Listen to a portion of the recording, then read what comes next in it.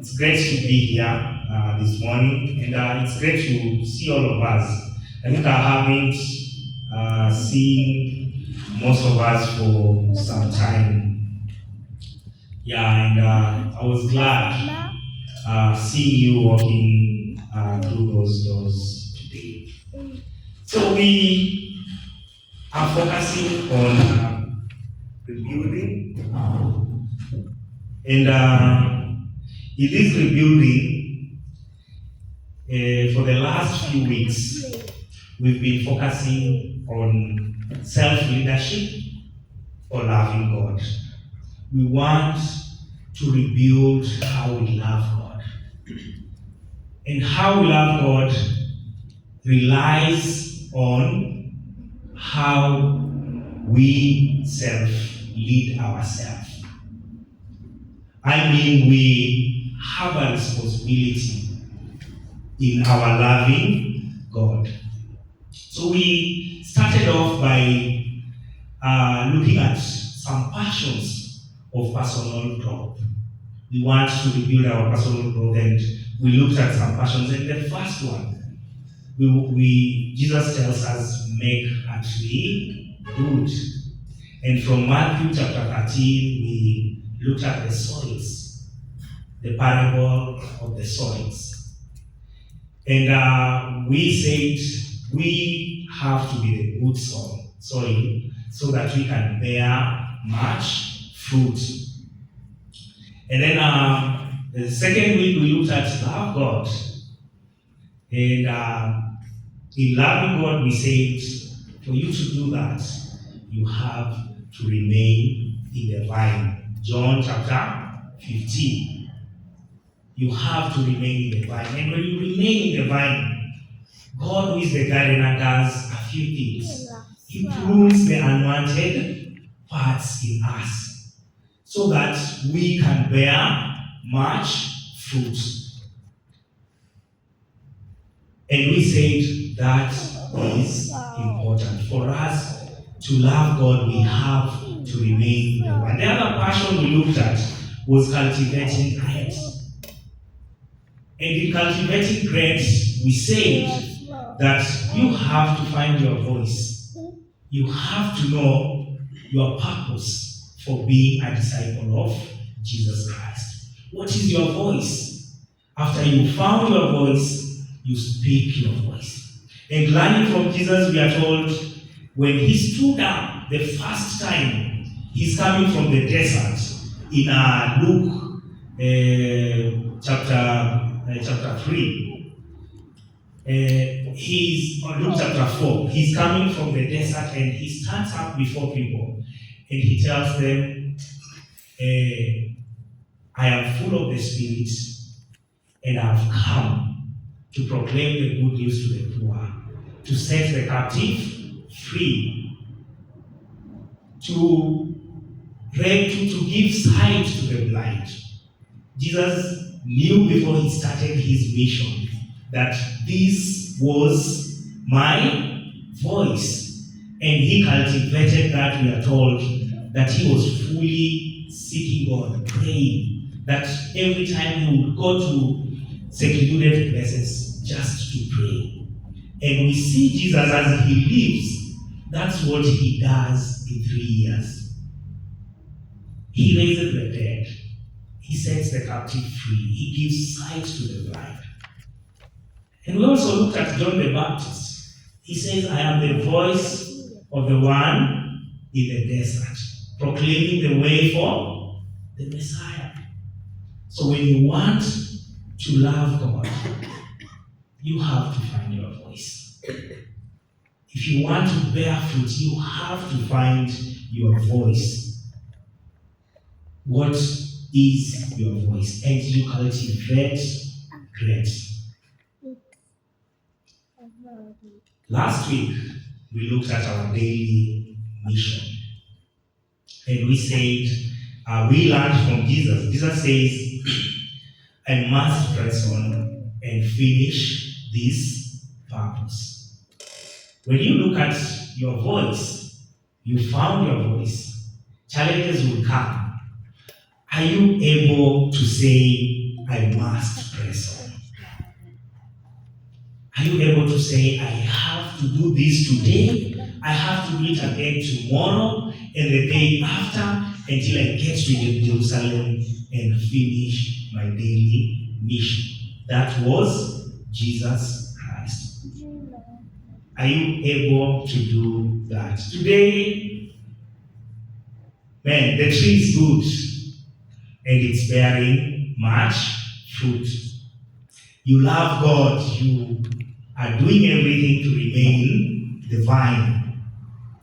You find your voice and you're cultivating grapes. And you've said you have to live out your daily mission. How do you do that? So today, my sharing of the fifth passion is take action. Take action. We see that Jesus was a man of desire and action. You see, Jesus had a deep desire, and he also was a man full of action. He was humble, he was hungry, and he was focused. And he was fueled by both inspiration, love, and also he was fueled by desperation. And what did he do to take action? He had high standards of excellence. He says, if my father is not sleeping, I can't sleep. My father is always working, so must I. So he had this high standard of excellence. And he never made excuses. Jesus never made excuses. He never played the victim, or he was never playing a fool. He had known his voice and he took action on that. He didn't postpone what he needed to do. He would tell his disciples, today we have to go to another village. He didn't blame shift and say perhaps maybe the weather is bad today. Or he was not self-pitying himself. He took responsibility for himself. He took responsibility for his relationships. And he took responsibility for his work and to completing his mission. And when we talk about self-leadership, and remember, self-leadership is loving God, that's the same attitude that we need to have. We need to never be a people that are postponing, never be a people that are self-pitying, never be a people that are playing a fool. But we need to be a people that are taking full responsibility. When we take responsibility, a deep sense of strength is made in us. A deep sense of joy and freedom is made in us. Let's stand. Let's look at how Jesus did it. And if you realize, I'm cycling around certain scriptures again and again on these points. How did Jesus do it? And what were the circumstances that Jesus did when had to overcome when he was doing it? So my first point of taking action is challenges are bound to happen. When we want to take action, challenges will always be there. Luke 13, verse 22. Luke 13, verse 22 to 35. It says, he went through one town and village after another, teaching and making his way to Jerusalem. You see how he's leaving his voice. Lord, someone asked him, are only a few people going to be saved? He said to them, make every effort to enter through the narrow door. Because I tell you, many will try to enter and won't be able.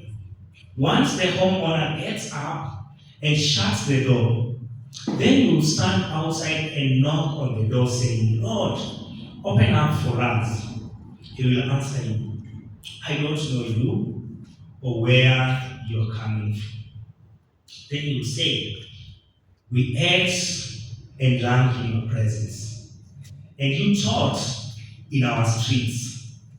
But he will say, I tell you, I don't know you or where you are from. Get away from me, you evil doers. There will be weeping and gnashing of teeth in that place, when you see Abraham, Isaac, Jacob, and all the prophets in the kingdom of God, but yourselves thrown out. Then will come from east and west, from north and south, to share the banquet in the kingdom of God. Not this, some who are last will be first, and some who are first will be last. At that time, some Pharisees came and told him, go get out of here. Herod wants to kill you. He said to them, go tell that folks, look, I am driving out demons and performing healings today and tomorrow, and on the third day I'll complete my work. Yet it is necessary that I travel today, tomorrow, and the next day, because it's not possible for a prophet to perish outside Jerusalem. So we are saying, you know your voice, and you are taking action. You are like Jesus, you're traveling, you are sharing your faith, you are being kind to people, you are helping the needy, and you are living out your voice. You're serving God powerfully, and you're serving man powerfully. And what Jesus is saying, the first thing Jesus is saying in this verse is that make every effort to enter through the narrow door. Because it's not going to be easy to use your voice. Remember, we said our voice is loving God and loving people. Our main voice, whatever we do, stems from that. Loving God and loving people. Have you ever loved a hard person? Are there hard people to love? Yeah? It's not going to be easy. You have to make every effort to do that. You have to enter through the narrow door. And Jesus will use words like even turning the other cheek. He will say, go 2 miles. And he will use such words to encourage people, saying, man, living out this discipleship life is not, and it's not for everyone. I think that's what we say in this generation. It's not for everyone. So you have to make every effort. You should not settle until you make it. And how are we ever going to make it in terms of, now I've done it, let me rest and wait for God? Perhaps not really. We have to do it until our number is called. Because today we have more people to love, and we'll have more opportunities to love God and people. But in verse 31 to 35, he says, some people come to him and tell him, man, you are living your life out here. You are buzzing. Man, people are even talking about you and the great work that you are doing. You are living your voice out here. But some people come to him and tell him, man, go and hide. Herod wants to kill you. Now those are the challenges we are talking about. You just want to be a kind person. You want to be a joyous person. You want to be a person full of faith. But some people would want to kill that birth. Some circumstances would want to kill that birth. And people come and tell Jesus, Herod is looking to unalive you. And what does Jesus say? Whatever that falls. What I'm doing today, I have to do it today. I'll have to do it tomorrow. And the day after. It's about God and His mission. It's about the commission or the mission that God has given us, brothers and sisters. We need to press on. Jesus was ready to press on despite the challenges that were there. He was facing. So despite the challenges on his life, Jesus said, I am going. I know where I am going. And I'll go there and I know I will die there. And I push through until I'm able to accomplish what I do. Think about us today, even from the communion message. Storms will come. But if our foundation is such a great example from Jesus Christ, what will happen? We will withstand the storm. We will conquer because, not because of us, but because of the foundation in Jesus Christ. So for us to take action, for us to keep pressing on, what we need to know is challenges will be there every day.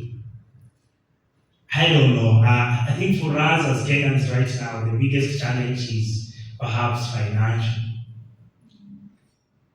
The other one is perhaps lack of jobs, or let me just say economical. And then you come sickness. Everyone you know, they have somebody who is sick in the family. If them themselves are not sick, somebody is sick in the family. I think for young people right now, the other challenges would be the new age modernity that is around us. We get confused. Do we follow Allah? Or do we follow Jesus? Or do we just sit at home? Should I just be an atheist? Hey, I mean, some people identify differently. Yes, I want to be identified as I don't know what. And we know all these challenges that are there, they are not new. Jesus faced them. And He being our example, what we need to do is we need to be aware that challenges will be there.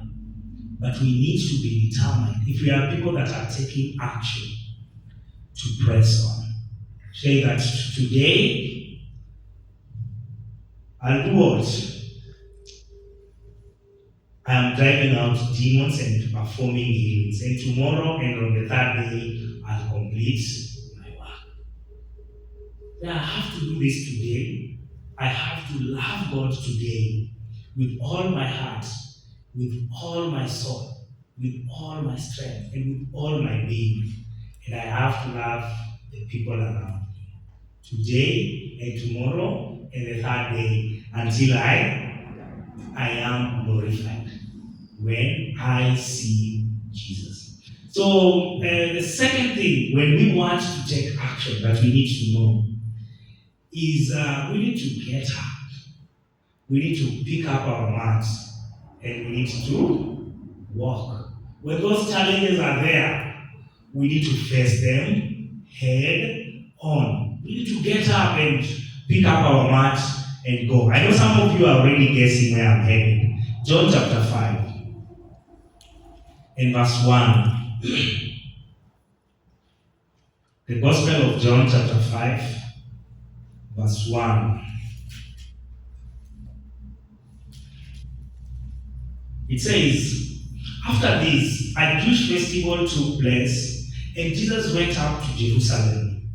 By the sheep gate in Jerusalem, there is a pool called Bethsaida, in Aramaic, which has 5 colonnades. Within these lay a large number of disabled, blind, lame, and paralyzed. One man was there who had been disabled for 38 years. When Jesus saw him lying there and realized he had already been there a long time, he said to him, "Do you want to get well?" "Sir," the disabled man answered, "I have no one to put me into the pool when the water is stirred up. But while I'm coming, someone goes down ahead of me."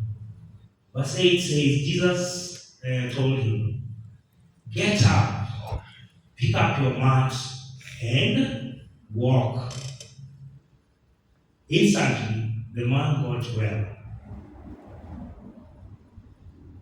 picked up his mat, and started to walk. Now that day was the Sabbath.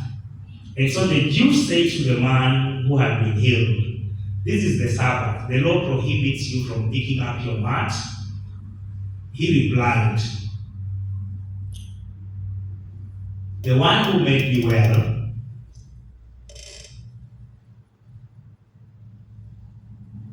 the one who made me well told me to pick up your mat and walk." So Jesus is living out his voice, and he gets to this pool here, and he gets a man who is sick, and he's asking this man, "Do you want to get well?" But the man comes up with a list of excuses. You see, so I think for the last few months, with the team that came yesterday or on Friday, we've been planning to come to reach out, and we had an elaborate plan. We've been praying, we've been studying towards that. But challenges kept coming up. Man, people don't have money to travel. Some don't have time. So we postponed it for the first in February. And then it came to this weekend, and it looked like it was not going to happen. But 3 people came, said they have to get up. They have to pick up their mats and walk. And that's exactly what I saw happening. I saw God moving through that faith.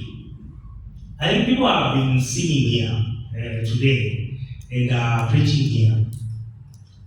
And you can clearly see they are sick. You've noticed that.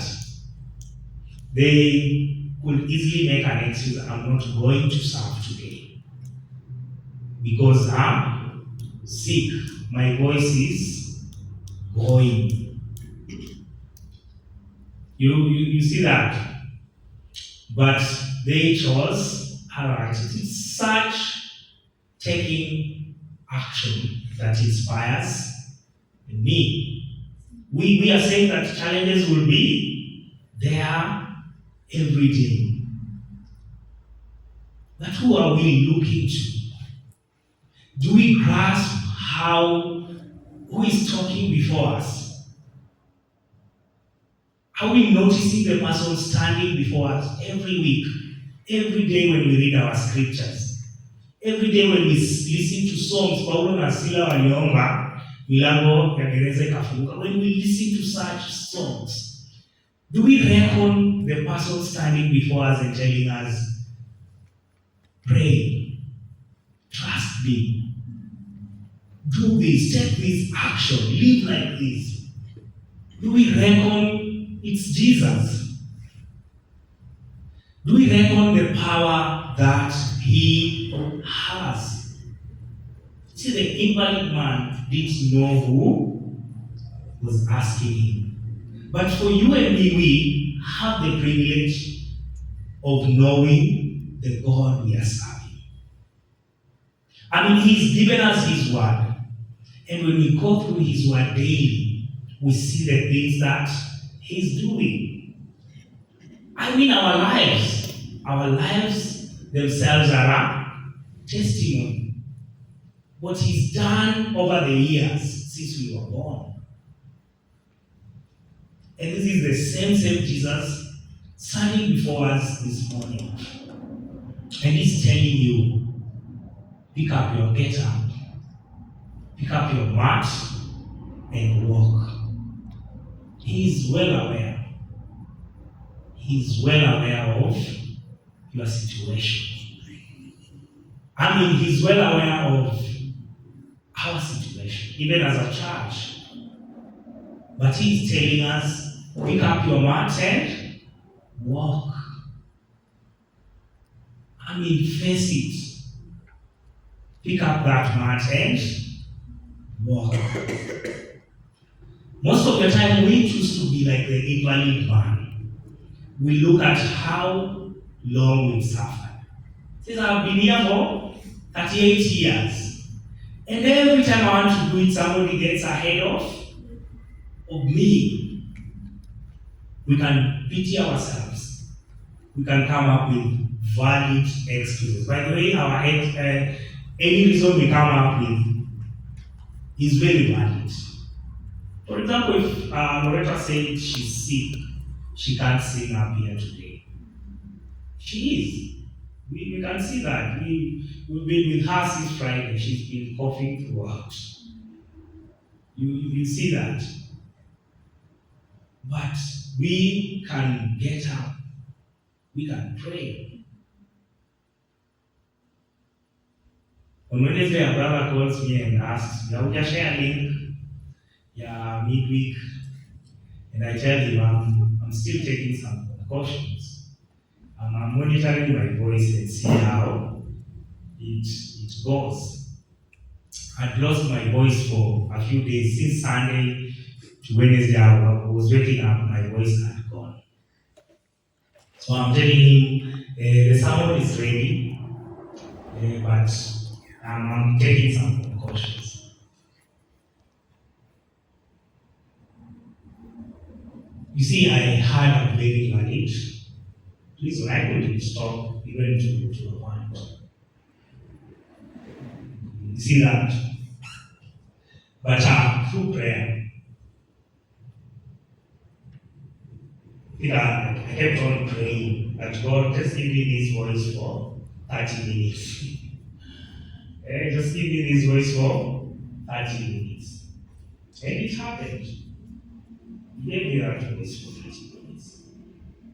By the time it's getting ready, I'm asking this, but how do you feel? Sema utasikika. Yeah, so Jesus is always telling us, get up. Yes, we are broke.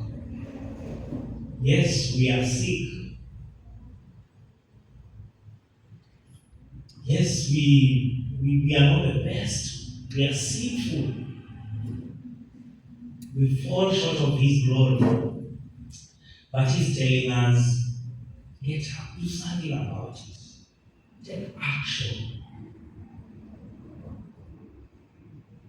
And when you look at this man, Jesus is expecting nothing less. He's expecting us not to make excuses. He's expecting us not to self-pity ourselves, but he's expecting us to get up, pick our mat, and walk. Take action. Take responsibility to rebuild your love for God. Take action. Take full responsibility to rebuild your love for for God. You know the areas that you are falling short. You know the areas that are messing you up. If it's sin, cut it. Go to Jesus. Listen to his voice. If it's postponing, stop doing that. Start today. Start little.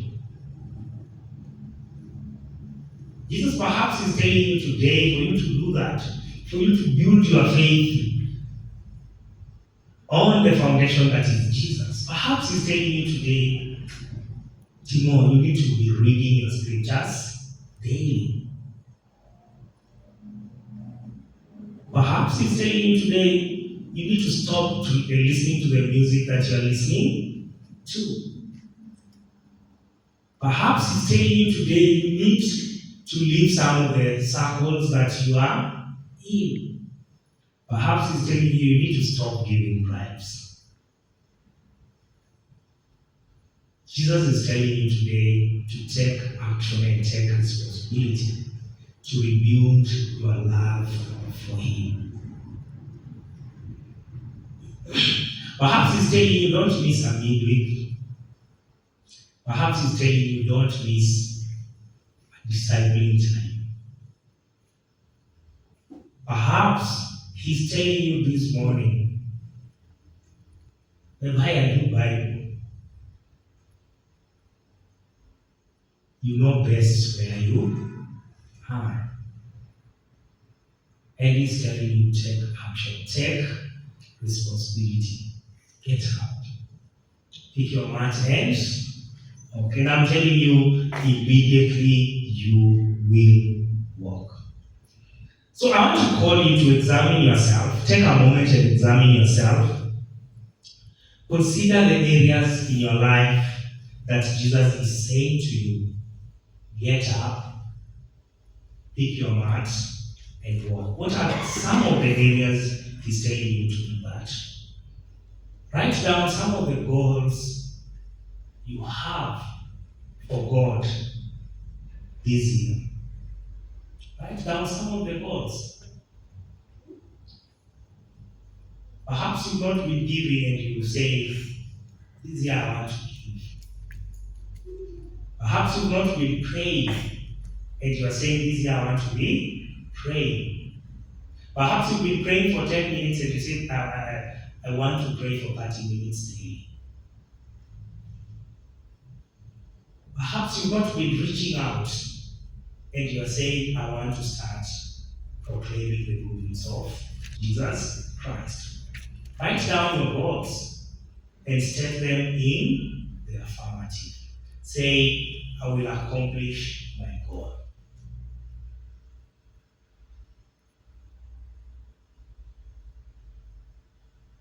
I will accomplish my goal. Perhaps you just want to graduate this year. Perhaps you want to pass your exams.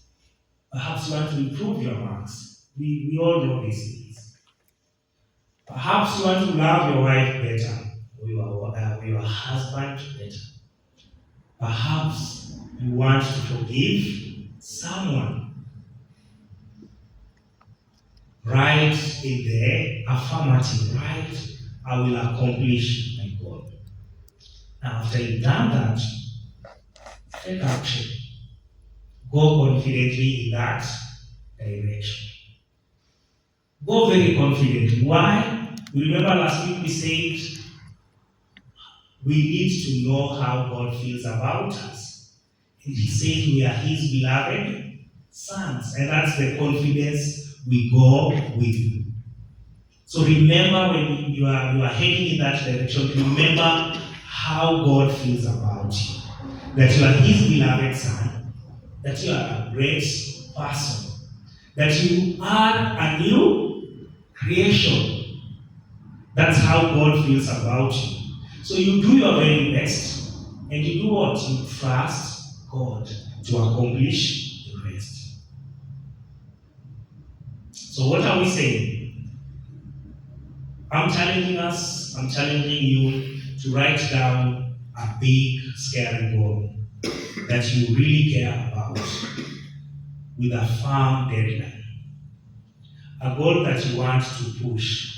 And push here means practicing until something happens. A goal that you want to push. A goal that you want to practice until something happens. Give it a deadline and take a massive, passionate action towards accomplishing that goal.